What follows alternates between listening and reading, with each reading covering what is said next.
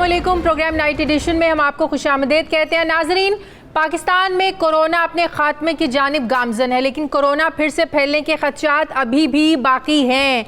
Corona से होने वाली अमवात में 80% कमी वाक़ई हुई है, जबकि 80% से ही ज़ायद अफराद इस वायरस को शिकस्त देकर सेहतयाब भी हो चुके हैं। मुल्क में इस वक्त फ़ॉल केसेस की तादाद 27,000 है, जो कि बतदरीज कम हो रही है, ज़ाहिर है, लेकिन अभी भी कोरोना के फैलने के खदशात तो मौजूद हैं। और इस हवाले से ईद उल अज़हा के दिन जो है ना वो फैसला कुन साबित होंगे। अगर ईद के दौरान SOPs पर आप लोगों ने, हम लोगों ने, सब ने अमल दरामद कर लिया तो यकीनन कोरोना सिचुएशन अंडर कंट्रोल ही रहेगी, वरना दूसरी सूरत में कोरोना सूरत हाल फिर से तशवीशनाक हो सकती है। इसी हवाले से पंजाब हुकूमत ने अहम फैसला करते हुए आज रात से आइंदा 10 रोज़ के लिए सूबे भर में मार्केट्स को बंद करने का फैसला किया है।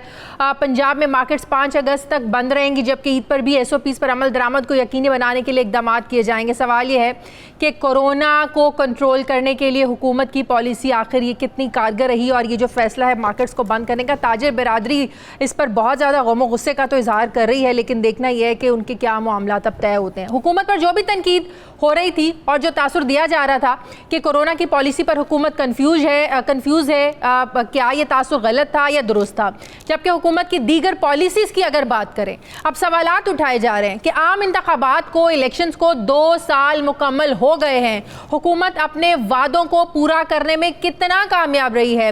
2 साल पहले 25 जुलाई 2018 में होने वाले इंतखाबात में तहरीक इंसाफ वफाक और 2 सूबों में हुकूमत बनाने में कामयाब रही थी। वफाक और पंजाब में तहरीक इंसाफ ने इत्तेहादी हुकूमत कायम की, जबकि KP में मुसलसल दूसरी मरतबा इंतखाबात जीत कर एक नई तारीख को भी रकम किया। इंतखाबात जीतने के बाद वज़ीर आज़म इमरान खान ने अपनी विक्ट्री स्पीच में आवाम से क्या कहा था, ज़रा सुनिए।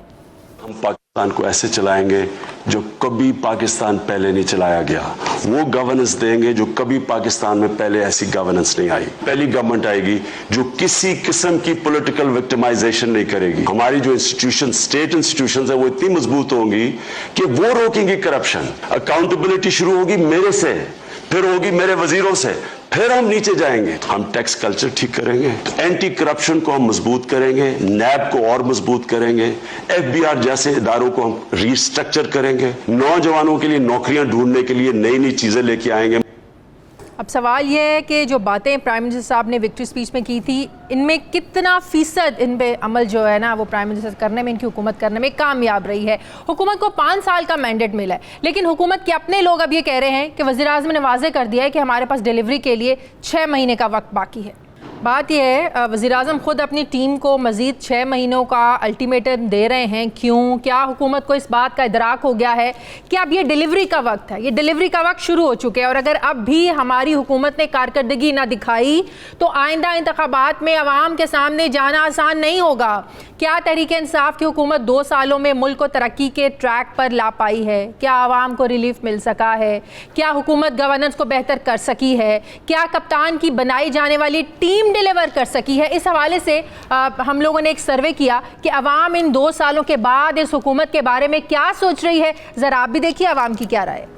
2 साल कारकर्दगी तो अभी तो ये सोच रहे हैं कि करना क्या है। स्कैंडल वाले लोग थे वो अमीर हो गए, ये तब्दीली आई है और तो कुछ नहीं। शुक्र है कफन दफन जो है ना वो जो है कुछ इदारे मुफ्त कर देते हैं, वरना खर्चा तो कफन दफन का भी हो गया है, बढ़ गया है। तब्दीली तो खाक नजर नहीं आ रहा है। सिर्फ इमरान खान ने तो बातें बड़े बड़े किए थे कि मैं ये करूँगा वो करूँगा, सबक बाग तो लोगों को बहुत दिखाया था। जो 2 साल का इनका पीरियड है उसमें कोई इतनी बेहतरी तो नहीं है जितनी तवक्को थी हमें। अभी तक तो इनकी कारकर्दगी इतनी अच्छी नहीं है, लेकिन उम्मीद है कि आगे जाके इंशाल्लाह बेहतर हो जाएगी। मुल्क का बेड़ा गर्क कर दिया, हर चीज़ ऊपर जा रही है, कीमत तो हर चीज़ की कीमत ही ऊपर जाते हैं। अभी उसने ऐसी यादगारी दे दिया ना कि छोटे से लेकर बड़े तक जो है ना इंशाल्लाह ताला वो याद रखेगा, जैसे बंदा कभी भी अल्लाह न लाए। हम तो बिल्कुल मुतमईन नहीं है जी, इन्होंने जो वादे किए हैं एक पर भी अमल दरामद नहीं किया है। PTI ने कहा था कि मैं सब कुछ करके दूंगा, गरीबों के लिए मैं हर कुछ करूंगा, यहाँ कुछ भी नहीं किया। हम तो खुश नहीं, इसलिए कि रोज़ाना कोई ना कोई चीज़ महंगा होता है, कभी आटा, कभी बिजली। पिछली हुकूमत से ये हुकूमत बेहतर है, आहिस्ता आहिस्ता ठीक हो जाएगा। 2 साल अरसा हुआ है,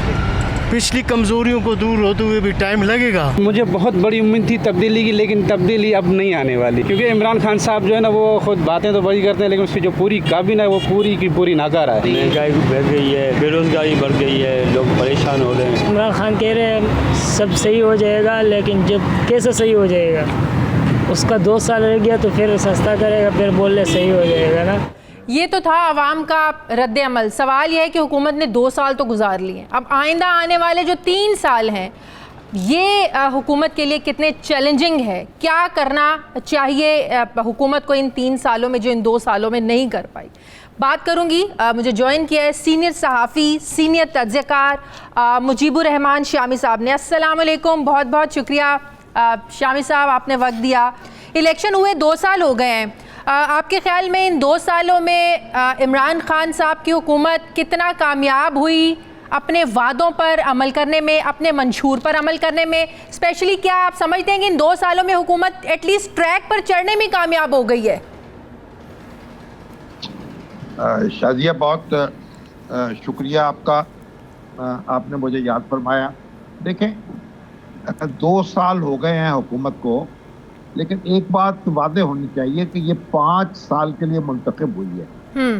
तो अगर हम इस 2 साल का जायजा लें और उस पर तनकीद करें तो उसका ये मतलब नहीं है कि हम इसके हक के हुकूमत का इनकार कर रहे हैं। सही, इसको अपनी मुद्दत पूरी करने का हक हासिल है। बिल्कुल। और जब तक कौमी असम्बली में मेजॉरिटी इसके पास हो उस वक्त तक ये हुकूमत जो है वो जारी रहेगी और जारी रहनी चाहिए दस्तूर के मुताबिक, इसमें कोई दो राय नहीं है। जहाँ तक इस हुकूमत के वादों का ताल्लुक है, ये हुकूमत असीर हो गई है खुद अपने दावों की। और इमरान खान साहब ने जो दावे किए थे और जो ख्वाब दिखाए थे वो उनमें से बहुत कम ऐसे हैं जो पूरे हुए हैं। खुद उनके अपने वोटर जो हैं वो सख्त गैर मुतमईन है, क्योंकि महंगाई में इजाफा हुआ है, बिल्कुल, बेरोजगारी में इजाफा हुआ है, शरह नमू कम हो गई है बल्कि मनफी हो गई है, और टैक्स कलेक्शन हमारी जो थी वो मनफी हो गई है। तो चीजें ठीक होने की बजाय वो अपने उस सतह पे भी बरकरार नहीं रह सकती। एक और इम्पोर्टेंट चीज शामी साहब आप भी जानते हैं कि किसी भी हुकूमत की कामयाबी का जो इन्हिसार होता है वो ब्यूरोक्रेसी के ताउन के साथ उस पर डिपेंडेंट होता है। ज़ाहिर है ब्यूरोक्रेसी का बड़ा एक अहम रोल होता है, आपने बड़े बड़े प्रोजेक्ट्स पे काम करवाना है, आपके बड़े मंसूबे हैं, ब्यूरोक्रेसी नहीं, ज़ाहिर है फाइलों पे सिग्नेचर करने हैं, इम्प्लीमेंटेशन करवाना है, काम करवाने हैं। पिछले 2 सालों में इस हुकूमत को ब्यूरोक्रेसी से शिकायतें रही हैं, ब्यूरोक्रेसी ताउन नहीं कर रही है, किसी भी बात पर हुकूमत के साथ चलती नहीं है। आपको क्या लगता है, नून लीग के साथ भी हमने ब्यूरोक्रेसी के मामला देखे, कभी इस तरह के मामला नेगेटिव सामने नहीं आए थे। आपको क्या लगता है क्यों ये हुकूमत ब्यूरोक्रेसी के साथ चलने में या ब्यूरोक्रेसी इनके साथ चलने में कंफर्टेबल नहीं है? देखिए, इमरान खान साहब ने बार बार ये बात कही थी और वो खैबर पख्तूनख्वा की मिसालें दिया करते थे कि जो ब्यूरोक्रेट्स जब वो अपने मनसब पर उनको तैनात किया जाए तो उनको एक प्रोटेक्शन हासिल होनी चाहिए, उनका एक टेन्योर होना चाहिए, चीफ सेक्रेटरी का, इंस्पेक्टर जनरल पुलिस का और उनके नीचे अफसरों का। उन्हें एक मुकर्रर मुद्दत से पहले नहीं हटाया जाना चाहिए ताकि वो एतमाद से काम कर सके। लेकिन बदकिस्मती से ऐसा नहीं हो सका। आप देखिए, पंजाब में देखिए बार बार चीफ सेक्रेटरी तब्दील हुए हैं, चीफ और इंस्पेक्टर जनरल पुलिस तब्दील हुए हैं, रिफॉर्म्स की अब कोई बात नहीं हो रही।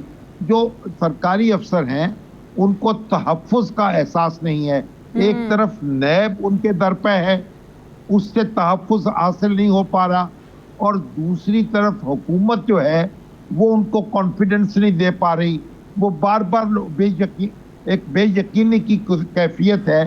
तो मेरा ख्याल ये भी एक बड़ा सेटबैक है जो हुकूमत। लेकिन शामी साहब, ये हुकूमत उज़र पेश करती है, भाई नायब जो कार्रवाइयाँ करता है, हमारी हुकूमत में तो किसी पे कोई मुकदमा नहीं ना बना। नायब अगर किसी को पकड़ती है तो वो 4-4, 5-5, 10-10 साल पुराने मुकदमे हैं।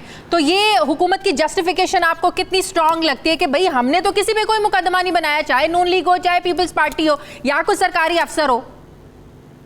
देखिए, नून लीग और पीपल्स पार्टी का मामला अलग है।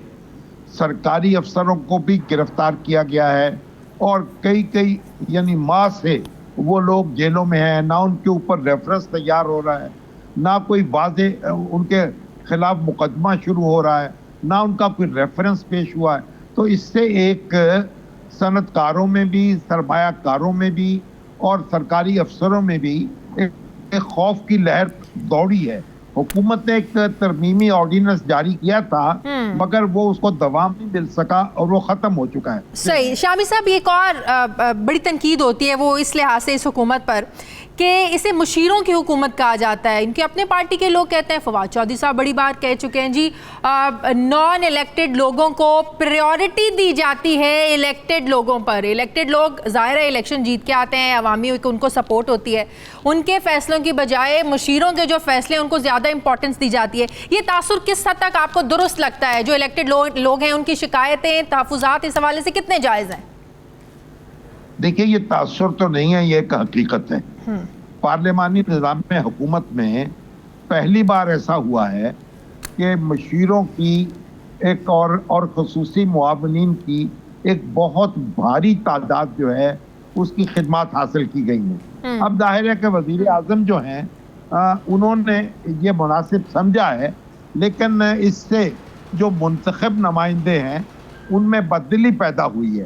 तो ये उनका एतमाद जो है वो बहाल करने की भी ज़रूरत है। शामी साहब, एक और बड़ी अहम चीज़ वो ये कि बुज़दार साहब की चॉइस बतौर वज़ीर आला, इस पर आज भी तनकीद होती है। आपको पता है कि पिछले दिनों बड़ी एक हवा चली कि शायद वज़ीर आज़म साहब ने अपना जो है ना वो माइंड बना लिया है, फ़ैसला कर लिया है कि बुज़दार साहब की जो तब्दीलियाँ नागुज़ीर हो चुकी है, इसलिए तब्दीली होकर रहेगी। लेकिन फिर हमने देखा पिछले हफ्ते वज़ीर आज़म साहब लाहौर आते हैं, उनको थपकी देते हैं, फिर उनका हौसला बढ़ाते हैं और वापस चले जाते हैं।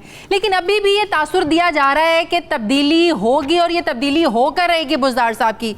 क्या ये बात बिल्कुल दुरुस्त है कि हुकूमत को इस बात का इदराक हो गया कि बुज़दार साहब बतौर वज़ीर आला बिल्कुल कामयाब नहीं है? देखिए, बुज़दार साहब जो हैं वो हैं इमरान खान साहब की चॉइस, और बल्कि अब तो उनकी जिद बन चुके हैं। तो अभी तक तो कोई ऐसी सूरत नज़र नहीं आ रही, और वो चंद रोज़ पहले भी लाहौर आए थे, बाकायदा उन्होंने ऐलान किया कि उन्हें उस्मान बुज़दार पर पूरा एतमाद है और वही वज़ीर आला रहेंगे। तो अब मेरे और आपके कहने से तो ये तब्दीली आएगी नहीं। बिल्कुल, ये तब्दीली तो इमरान खान साहब के फैसला करने से आएगी। और इस वक्त तक जो उस्मान बुज़दार हैं उनका किला जो है वो मजबूत नजर आता है। मुझे तो उसको कोई उसमें कमजोरी के आसार नहीं है या कोई हिलता हुआ दिखाई नहीं दे रहा। नहीं, दो डिफरेंट चीज़ें हैं। हिलता हुआ नज़र नहीं आ रहा, ये अलग चीज़ है, और उनकी कारकर्दगी अलग चीज़ है। शामी साहब, हिलता हुआ नज़र नहीं आ रहा, ठीक है, वो वज़ीर आज़म की सवाबदीदा, उन्होंने फैसला करना है, लेकिन कारकर्दगी के हवाले से, फैसलों के हवाले से अगर देखा जाए वो कितने कमज़ोर हैं, इम्प्लीमेंटेशन करवाने में कितने कमज़ोर हैं कारकर्दगी के लिहाज से, ये एक अलग चीज़ है। देखिए, कारकर्दगी के लिहाज से तो पर वफाकी हुकूमत का भी जायजा लेना पड़ेगा। हाँ। और आप देखेंगे दोनों वफाकी और सूबाई हुकूमतें जो हैं ये एक दूसरे से बंधी हुई हैं। हाँ। तो इनको अलग अलग करके आप इनकी कारकर्दगी का जायजा नहीं ले सकते। जो कुछ थोड़ा अच्छा काम हुआ है वो भी दोनों को क्रेडिट देंगे। ठीक है, बहुत बहुत शुक्रिया सीनियर सहाफ़ी तज्ज़ियाकार मेहमान शामी साहब मेरे साथ हैं। नाज़रीन, मुझे प्रोग्राम में एक ब्रेक लेनी है, वापस आते हैं एक छोटे से वक्फे के बाद।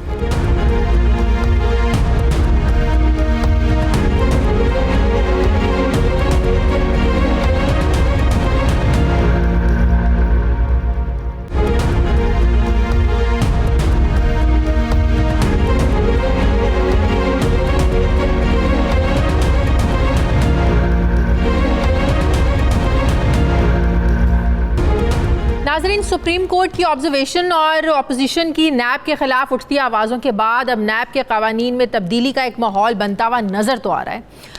ख्वाजा बरादरान के केस में सुप्रीम कोर्ट के फैसले में दी जाने वाली ऑब्जर्वेशंस के बाद अपोजिशन जमातों की जानिब से नैब को ख़त्म करने का मुतालिबा ज़ोर पकड़ता जा रहा है। और बिलावल भुट्टो ने इस हवाले से हुकूमत को नया कानून बनाने की भी पेशकश की। ज़रा देखिए क्या कहा बिलावल भुट्टो ने। अब सुप्रीम कोर्ट के फैसले के बाद हुकूमत को अपोजिशन के साथ मिलना चाहिए, काम करना चाहिए, ताकि हम एक नया एहतसाब के इदारा खड़ा कर दें, जो हुकूमत का भी एहतसाब करे, जो अपोजिशन का भी एहतसाब करे।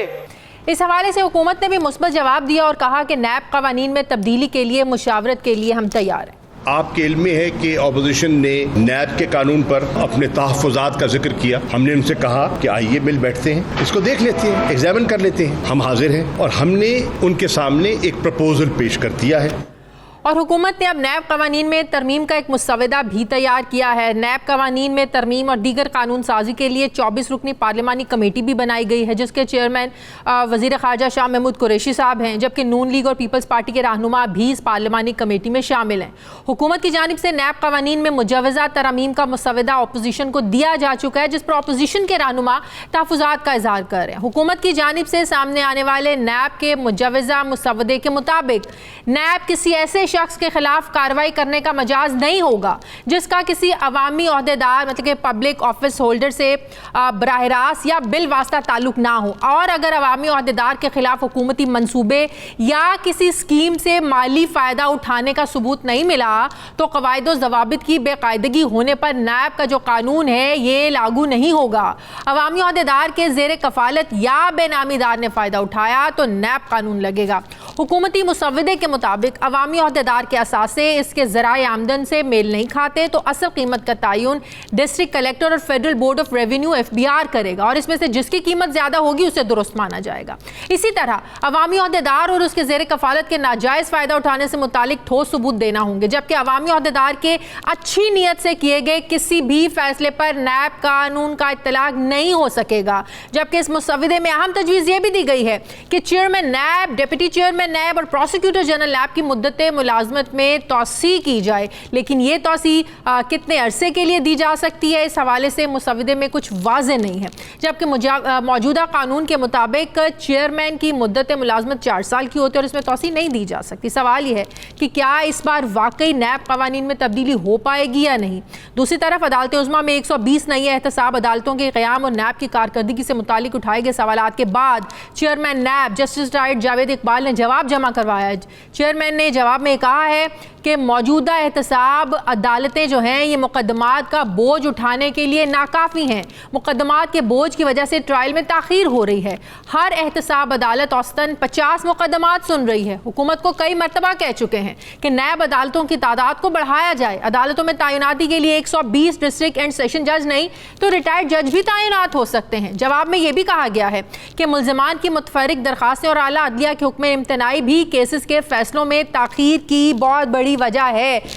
इन सब पे मैं बात करूंगी। मुझे ज्वाइन किया है माहिर कानून शाह खावर साहब ने। अस्सलाम वालेकुम, बहुत बहुत शुक्रिया शाह खावर साहब आपका।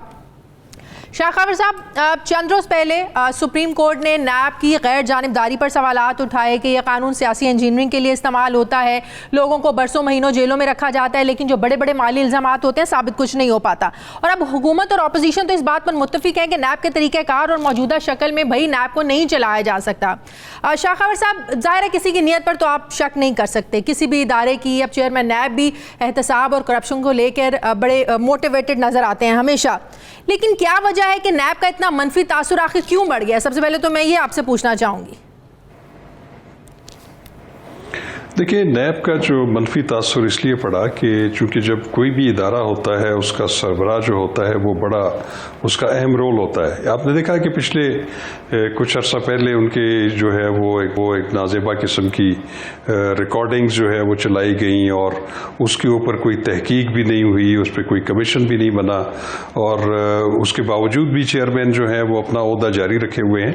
और उसके अलावा भी आज तक सुप्रीम कोर्ट ऑफ पाकिस्तान और हाई कोर्ट्स ने अपने मुख्तलिफ फैसलों में नैब की कारकर्दगी और उनकी इस्तेदाद कार और उनकी जो कमज़ोर इन्वेस्टिगेशन और प्रोसिक्यूशन है उसके बारे में बहुत जजमेंट्स में निशानदेही की जाती रही, लेकिन उस पर कभी भी उसका जो है मस्बत जो है मैं समझता हूँ कि रद्द अमल वहाँ से नहीं आया, उस पर बेहतरी नहीं की गई। अब इस जजमेंट को उठा के देख लें जो अब कुछ दिन पहले सुप्रीम कोर्ट ऑफ पाकिस्तान ने दी, जिसमें कि बहुत ज़्यादा ये होल्ड किया गया कि नैब ने अपने ही बनाए हुए कवानीन पर अमल दरामद नहीं किया और उससे भी डेविएशन की, और उसमें भी जो प्री रिक्विजिट्स थे वो पूरे नहीं किए।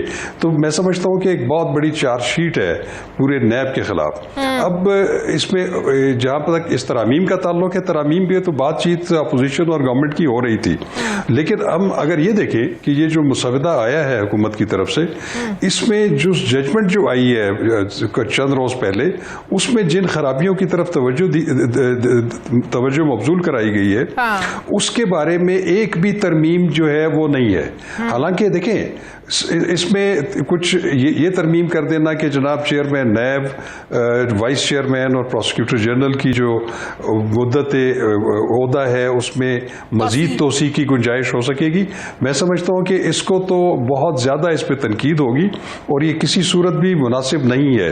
उसकी वजह यह है कि ये जो टेन्योर रखा गया है NAO 1999 में, इसके पीछे एक लॉजिक है कि वो कोई भी, चाहे वो चेयरमैन हो, डिप्टी चेयरमैन हो या प्रोसिक्यूटर जनरल हो, वो तनदही से अपने उस मुद्दत मुलाजमत में काम करें और उसके बाद वो छोड़ दें। लेकिन अगर उनको आप ये नया इंसेंटिव देंगे तो फिर लाजमी जिन्होंने इंसेंटिव देना है वो फिर उनकी तरफ भी देखेंगे। जो मुसव्वदा सामने आया है, मतलब कि इस मुसव्वदे के मुताबिक नैब किसी ऐसे शख्स के खिलाफ कार्रवाई करने का मजाज नहीं होगा जिसका किसी अवामी ओहदेदार से बराह रास्त या बिलवास्ता ताल्लुक हो, और अगर अवामी ओहदेदार के खिलाफ हुकूमती मंसूबे या स्कीम से माली फायदा उठाने के सबूत नहीं तो इस पर नैब कानून लागू नहीं होगा कायदो ज़वाबित पर।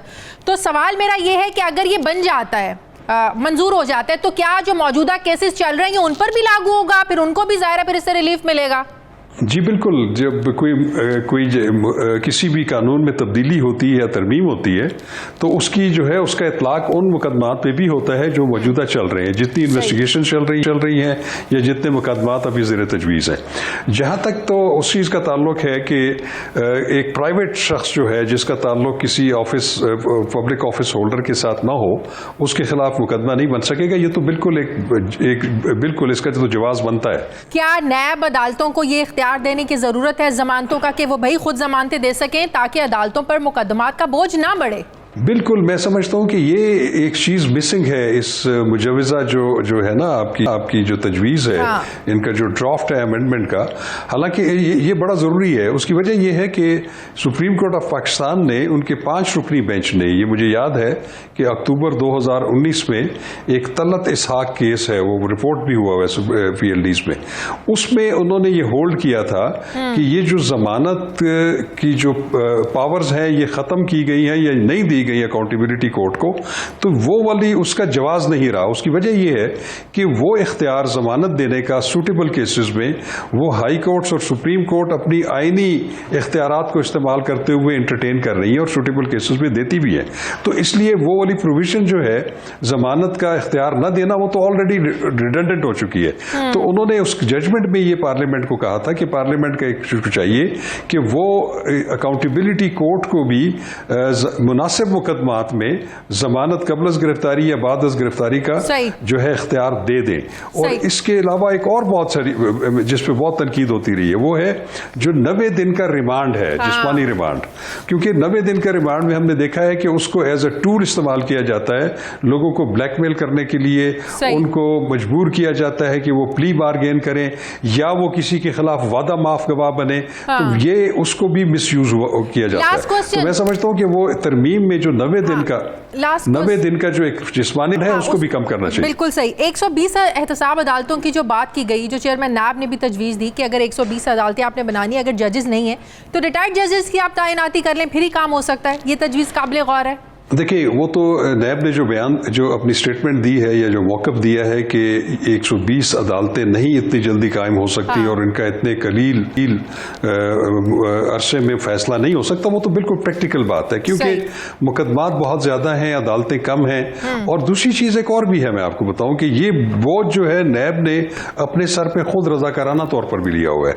हालांकि नैब की अपनी जो SOPs हैं उसमें ये दर्ज है कि 10 करोड़ या उससे ऊपर की अमाउंट की कोई जो होगी इन्वॉल्व होगी किसी मुकदमे में या तफ्तीश में, सिर्फ उसका इख्तियार समाअत दिया जाएगा। लेकिन यहां पे हमने देखा है कि चंद लाखों के इल्जामात के ऊपर भी नैब कॉग्निजेंस ले लेती है, उसके मुतालिक फिर पूरी उनकी इन्वेस्टिगेशन टीम इन्वेस्टिगेट करती है, फिर वो प्रोसिक्यूट करते हैं। तो उन्होंने खुद भी गैर जरूरी तौर पर अपने आप को बोझ के तले दबाया हुआ है।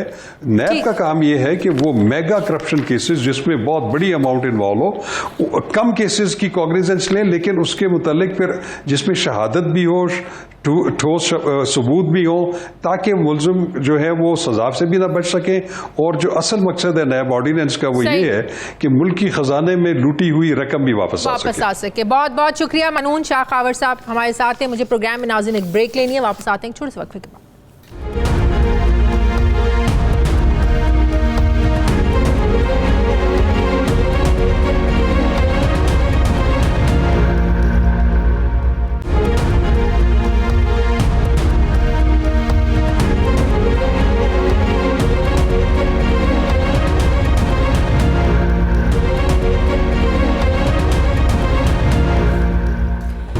नाजरीन, कोरोना वायरस ने मुल्क भर में पोलियो की मुहिम को भी बहुत ज़्यादा मुतासर किया है। 4 महीने के तातुल के बाद पोलियो की मुहिम एक बार फिर से शुरू की गई और मुख्तलिफ मराहिल में मुख्तलिफ अजला के अंदर पोलियो वर्कर्स कोरोना की सूरत हाल में तमाम एहतियाती तदाबीर और SOPs अपना कर बच्चों को पोलियो के क़तरे पिला रहे हैं, जबकि मीडिया की जानिब से अवाम को पोलियो से मुतालिक मुसलसल आगाही भी दी जा रही है ताकि पाकिस्तान को पोलियो फ्री बनाने का जो एक अज़्म है ये पूरा हो सके। इस पर मज़ीद बात करने से पहले हम आपको पोलियो के बारे में चंद हक़ाइक़ आपसे शेयर करें। नाज़रीन, पोलियो जिसे पोलियोमेंट्स भी कहा जाता है एक लाइलाज मर्ज़ है जिसकी वजह जो है एक ख़तरनाक वायरस है जो नहायत ही कम वक्त में इंसानी आसाबी निज़ाम को तबाह करने की जो है ना वो सलाहियत रखता है। ये जो वायरस है ये फॉलेज होने के ख़दशात को 100% तक बढ़ा देता है, लेकिन इस वायरस के हमला आवर होने और इसके असर से बचने के लिए वैक्सीन तैयार हो चुकी है, जिसे इस्तेमाल करने के बाद पोलियो का जो वायरस है बेअसर रहता है। पोलियो वैक्सीन के मुतालिक ये भी खदशात पाए जाते हैं कि ये महफूज नहीं है, ये प्रोपेगेंडा इसको कह लें, साजिश कह लें कि ये बातें हमारी सोसाइटी में फैलाई जाती हैं, लेकिन हकीकत इसके बिल्कुल बरक्स है। पोलियो वैक्सीन के किसी किस्म के नुकसानात नहीं हैं क्योंकि पूरी दुनिया ने इसी वैक्सीन को इस्तेमाल करके ही पोलियो से जान छुड़ाई है और अब सिर्फ पाकिस्तान और अफगानिस्तान ही वो ममालिक रह गए हैं जहाँ पोलियो के केसेस मौजूद हैं। पोलियो वैक्सीन के ख़िलाफ़ इस्लामी अकायद को लेकर जो प्रोपेगेंडा किया जाता है वो भी बिल्कुल बेबुनियाद है क्योंकि दुनिया के अहम इस्लामी ममालिक जिनमें सऊदी अरब है, ईरान, तुर्की वगैरह ने इसी वैक्सीन को इस्तेमाल किया और पोलियो को शिकस्त दी है। और सऊदी अरब में कोई भी शख्स जो है ये हज या उम्रे के लिए जाना चाहता है तो इसके लिए उसे पहले पोलियो के कतरे पिलाए बगैर एयरपोर्ट से नहीं जाने दिया जाता। साइंसी तहकीक के मुताबिक पोलियो वैक्सीन के कोई मनफी असरात नहीं हैं। दुनिया भर में साल 1988 से अब तक 200 से ज़ायद ममालिक 2 करोड़ रज़ाकारों के गैर मामूली ताउन और 20 अरब डॉलर की बैनुल अक़वामी माली इमदाद के ज़रिए तकरीबन 5.2 अरब बच्चों को पोलियो के ख़िलाफ़ हिफाजती हसार फराहम किया जा चुका है। इसका मतलब ये हुआ कि 1 करोड़ से ज़ायद ऐसे बच्चे जो कि मुमकिना तौर पर इस मर्ज़ के बायस माजूरी का शिकार हो सकते थे वो आज पोलियो के ख़ात्मे के लिए जारी इस प्रोग्राम के बायस सेहतमंद ज़िंदगी गुजार रहे हैं। पोलियो के ख़ात्मे के लिए आलमी सतह पर इक़दाम के नतीजे में दुनिया के बाकी ममालिक पोलियो फ्री हो चुके हैं, मगर बदकिस्मती के साथ पाकिस्तान में पोलियो का मर्ज़ ख़त्म नहीं हो रहा है बल्कि बढ़ रहा है। पाकिस्तान में पोलियो केसेस की तादाद 2014 में 306 थी, 2015 में 54, 2016 में 20 और 2017 में सिर्फ 8 रह गई थी। 2018 में ये एक बार फिर बढ़कर 12 तक पहुंच गई। 2019 में पोलियो केसेस में हैरान कुन तौर पर इजाफा देखने में आया और यह तादाद 147 तक पहुंच गई, जबकि जारी साल में आज तक पोलियो से मुतासरा अफराद की जो तादाद है ये 60 है। ये बात तो हकीकत है नाजरीन कि हुकूमत अकेले पोलियो को ख़त्म नहीं कर सकती। इस जंग में अवाम का, हम सब का फ़र्ज़ है कि हम हुकूमत का भरपूर साथ दें और हमें देना होगा और ये समझना होगा कि आंसुओं के लाखों कतरे भी माजूरी को ख़त्म नहीं कर सकते हैं, लेकिन पोलियो के सिर्फ 2 कतरे माजूरी से बचा ज़रूर सकते हैं। इस सब पर मैं बात करूँगी। मुझे ज्वाइन किया है जनरल सेक्रेटरी वफाकुल मदारिस मौलाना हनीफ जालंधरी साहब ने और ख़तीब डिस्ट्रिक्ट बन्नू से मौलाना अब्दुल गनी साहब मुझे ज्वाइन कर रहे हैं। मेरे दोनों मेहमानों को अस्सलाम वालेकुम और बहुत बहुत शुक्रिया। सबसे पहले मौलाना हनीफ जालंधरी साहब मैं आपसे ही पूछना चाहूँगी कि आखिर क्या वजह है कि आज तक ये हमारी सोसाइटी में प्रोपेगेंडा हो रहा है कि अगर बच्चों के पोलियो के कतरे पिलाए गए तो वो माजूरी का शिकार हो जाएंगे, ये कोई साजिश है कि ये जानबूझकर हमारे बच्चों को, हमारी नस्ल को माजूर करने के लिए किया जा रहा है। क्यों आज तक हम इस साजिश को, इस सोच को, इस प्रोपेगेंडे को ख़त्म करने में कामयाब नहीं हो सके? और ख़ास तौर पर आप जैसे जो उलमाए कराम हैं, मौलाना हजरात हैं, वो इसमें बड़ा अहम रोल प्ले कर सकते हैं। वालेकुम अस्सलाम व रहमतुल्लाहि व बरकातुहू। बिस्मिल्लाहिर्रहमानिर्रहीम। सबसे पहले तो आपका बहुत बहुत शुक्रिया। जैसे आपने अपनी इब्तदाई और तमहीदी गुफ्तगू में फरमाया कि पोलियो जो है ये ख़तरनाक मर्ज़ है और ये मुस्तकिल तौर पर माजूर बना देता है। अगर बच्चों को पोलियो के कतरे न पिलाए जाएं तो न सिर्फ ये कि वो मफलूज हो जाते हैं बल्कि वो ख़ानदान के लिए भी एक बहुत बड़ा बोझ बन जाते हैं। और पोलियो से बचाव के लिए हमें ये 2 कतरे उनको पिलाने चाहिए। पाकिस्तान में जब उलमाए कराम इस मुहिम के अंदर सामने आए और उलमाए कराम ने इसके अंदर अमली किरदार अदा किया, तो अल्हम्दुलिल्लाह 2017 में मैं चूँकि खुद इस मुहिम से वाबस्ता रहा हूँ और वाबस्ता हूँ, और इसका जो एक इस्लामिक एडवाइजरी ग्रुप है मैं उसका मेंबर भी हूँ, और उसकी मीटिंग्स जो हैं वो मुख्तलिफ मकामात पर होती रही हैं, और इमाम काबा और इसी तरह जामे अज़हर के वाइस चांसलर उसको चेयर करते हैं। उसमें ये बात आई और हमने फतावा जारी किए। असल में उलमाए कराम का जो किरदार है वो बाद में उससे पहले डॉक्टर्स का है।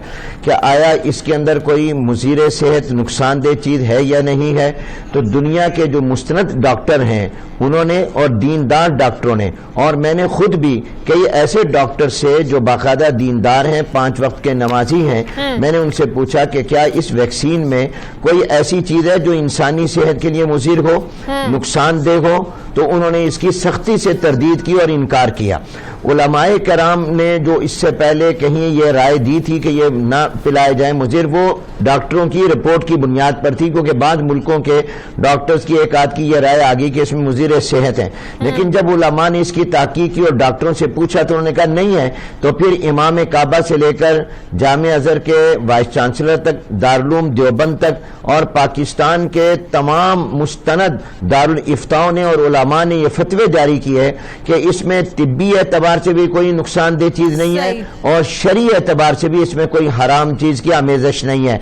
चुनांचे अल्हम्दुलिल्लाह ये फिगर जो था वो 2017 में 8 पर आ गया, और हम माइनस के बिल्कुल 0 पर जाने के करीब थे कि फिर बाज वजूह की बिना पर इसके अंदर इजाफा होने लगा। मैं समझता हूं कि लोगों को किसी भी प्रोपेगंडे का शिकार नहीं होना चाहिए, किसी अफवाह पर कान नहीं धरने चाहिए, उनको अपने उलमा और डॉक्टर्स पर एतमाद है और मजीद होना चाहिए। इस मुहिम को कामयाब बनाना चाहिए, इसलिए कि बच्चे सेहतमंद होंगे तो मुआशरा सेहतमंद होगा, वो मुआशरे पर और खानदान पर, वालिदैन पर बोझ नहीं होंगे, और मिंबरों मेहराब से ये आवाजें उठनी चाहिए। उलमा को भी इसका साथ देना चाहिए। बाद जगहों पर यह सियासी मसला बना दिया गया तो वो उसको सियासत की नजर नहीं होना चाहिए, ये इंसानी मसला है, ये सियासी मसला नहीं है। सही। मौलाना अब्दुल गनी साहब, इस मुहिम को और इस आगाही को ज्यादा आप लोगों के तवज्जुह से फैलाने की जरूरत है। जिस तरीके से केसेस बढ़ रहे हैं, सामने आ रहे हैं, ये आप लोग ही इसमें बड़ा अहम रोल प्ले कर सकते हैं। मौलाना साहब, मौलाना अब्दुल गनी साहब। केसेस इजाफा होने की वजह से जो खुसूसन हमारा इलाका है, इसके साथ जो साउथ और नॉर्थ वजीरिस्तान है, इन इलाकों में कई अवामिल शामिल हैं। खुसूसन यहाँ पर पहले जब ड्रोन हमले हो रहे थे तो लोगों ने ये ड्रोन हमले इनके साथ मरबूत किए, और साथ लोगों ने डिमांड रिफ्यूजल बुनियाद बनाया, जिसकी बुनियाद पर उन्होंने मुतालिबात शुरू किए कि अगर हमारा बिजली बहाल नहीं हो रहा, या हमारे सड़कें नहीं बन रहे, या हमारी माशी रोजगार नहीं बन रहा, तो उस वक्त तक हम पोलियो वैक्सीन नहीं पिलाएंगे। इसमें एक दखल तो डिमांड रिफ्यूजल का है। दूसरा यह है कि मिसकंसेप्शन है दरमियान में कि लोगों में शऊर की कमी है, और शऊर की कमी की बुनियाद पर उन्होंने इस प्रोग्राम से इनकार किया। बाज लोग जो हैं वो मजहबी रिफ्यूजल है, मजहब की बुनियाद पर उन्होंने इस वैक्सीन से इनकार किया। मगर इब्तिदा में तकरीबन हमारे इलाके में 17,000 से ज्यादा रिफ्यूजल मौजूद थे, मगर दरमियान में जब उलमा आ गए और तकरीबन उलमा ने 2010 से यहाँ कैंपेन शुरू किए और उन्होंने इस प्रोग्राम में हिस्सा लिया, तो यहाँ पर NRDF तंजीम मौजूद थी, उसके साथ उन्होंने ताउन किया। सही, ठीक है। बहुत बहुत शुक्रिया मौलाना अब्दुल गनी साहब। मेरे थे मौलाना हनीफ जालंधरी साहब, जनरल सेक्रेटरी वफाकुल मदारिस, हमारे साथ थे। ब्रेक पर जाने से पहले एक बार फिर मैं आप लोगों से कहूँगी कि आइए सब मिलकर पोलियो को शिकस्त दीजिए, क्योंकि पोलियो के 2 कतरे आप सबके, हम सबके बच्चों को माजूरी से बचा सकते हैं। नाज़रीन, ब्रेक लेते हैं, वापस आते हैं एक वक्फे के बाद।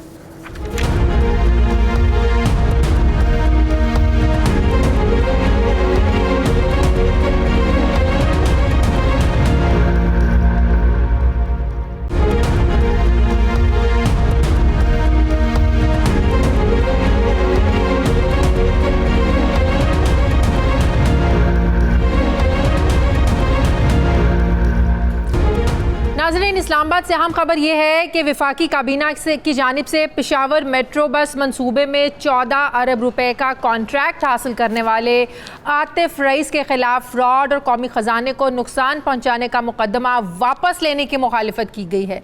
अब ये मामला कानून की रोशनी में अदालत में ही हल होगा। आतिफ रईस के बारे में आपको बताते चलें कि वफाकी वज़ीर बहरी उमूर अली जैदी के इंतहाई करीबी दोस्त हैं। अली जैदी उन्हें अपना भाई करार देते हैं और इसका इजहार वो अपनी ट्वीट्स में भी जो है ना वो कर चुके हैं।